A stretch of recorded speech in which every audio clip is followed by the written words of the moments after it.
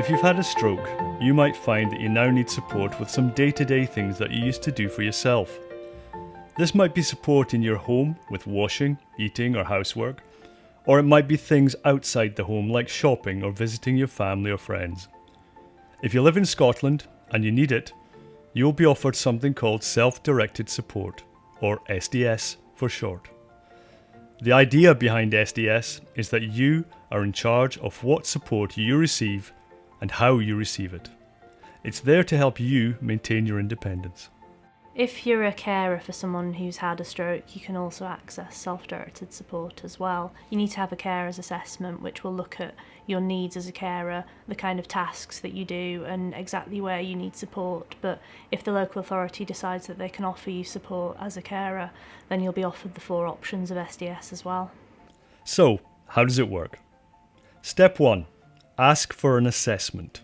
In order to access SDS, you require an assessment which is completed by a social worker. This can be done by contacting your local social work department. Either yourself or a family member or a friend or a GP or a health professional can make the referral for you. An assessment would then be carried out by a social worker with a visit to your own home, and they would look at what you required in order to live your life on a daily basis as it is just now. But they would also look at what you did beforehand and what you would maybe like to try and achieve in the future. Step 2. Think about what you need. Before your social worker comes out to carry out your assessment, it would be ideal if you could sit down with a family member, a friend, or anyone else who would be able to assist you and write down what it is you can do for yourself and what you feel you actually need help to do. This could be things like you maybe need help with shopping, with cooking, cleaning, medication. Do you need prompts for medication? Do you need someone to go with you to the bank, etc., etc.? When it comes to money, do you have financial worries or problems with the benefit system? If you worked, would you like to get back to work or maybe build up to it? Maybe start with some volunteering. Are you able to get out and about and meet people? Would support help? And what about you? How are you feeling? Do you feel sad? Do you think, maybe I'm depressed? What's your concentration like? Do you remember things okay? You may find that your family member or a friend has already offered to do certain things for you, but in order for you to have your independence, you may feel that you would prefer to bring someone in as a paid worker to come in to help you with certain things. The choice is yours, and SDS is all about your choice.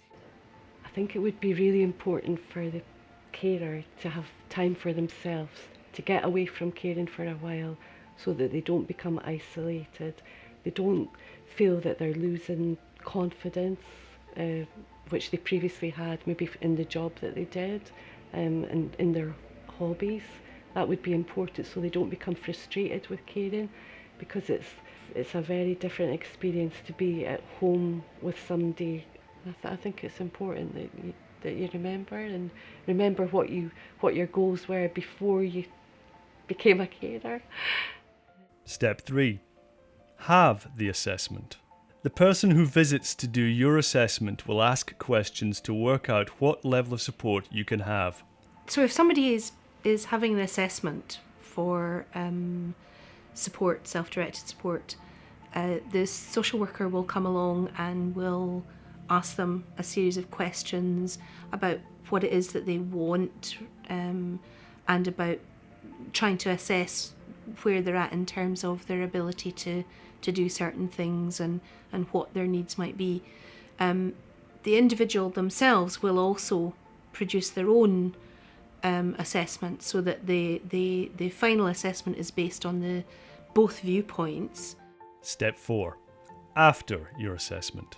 If the council have agreed that you do need support from them, then they will arrange to build up a support plan and look at 4 options for you.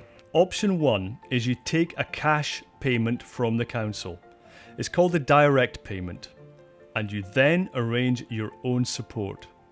Option 2 is you choose the support you want and your local council arranges it for you. Option 3, your local council suggests and arranges the support for you. And option 4 is a mix of options 1, 2 and 3 for different aspects of your support. Someone will work with you to produce a support plan. If you choose to take option 1, that's the cash payment, you must be careful that the money is spent on what's in your support plan. If they agree that you do not need support from them, then they will signpost you to other local community areas where you may be able to tap into their local resources. Once your needs have been assessed and you've chosen your options, the council will let you know how much they think the support you need will cost, how much the council will pay towards it, and how much you are expected to pay. If you're assessed as requiring services such as help with preparing meals, personal care, or going shopping, then you might have to pay towards the cost of your support. This is means tested and it differs between local councils.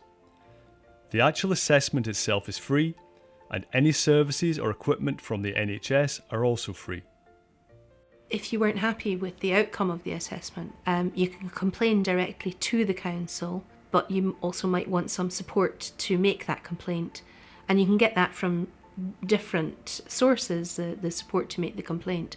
But it's certainly something that an independent advocate can help with. An independent advocate is somebody who would provide support to have your views listened to, your voice heard in a meeting, or they'll support you to put your views down on paper. But ultimately, they want to make sure that your rights are being upheld and that you can achieve what it is that you would like to achieve where it's possible. After your stroke, your needs may change over time. It's important that your care plan is reviewed to take these into account. If something changes or you're not happy, contact the council and request a review.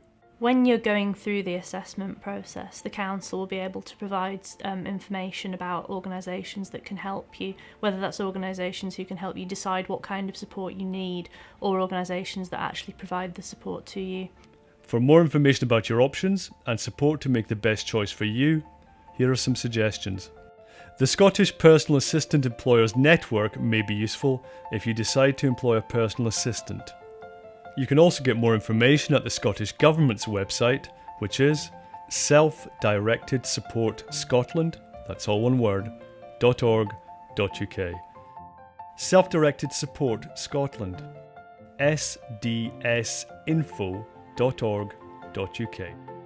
Independent Advocacy, their website is siaa.org.uk. Carers Centres, carers.org. And there's more information at the Stroke Association website, stroke.org.uk.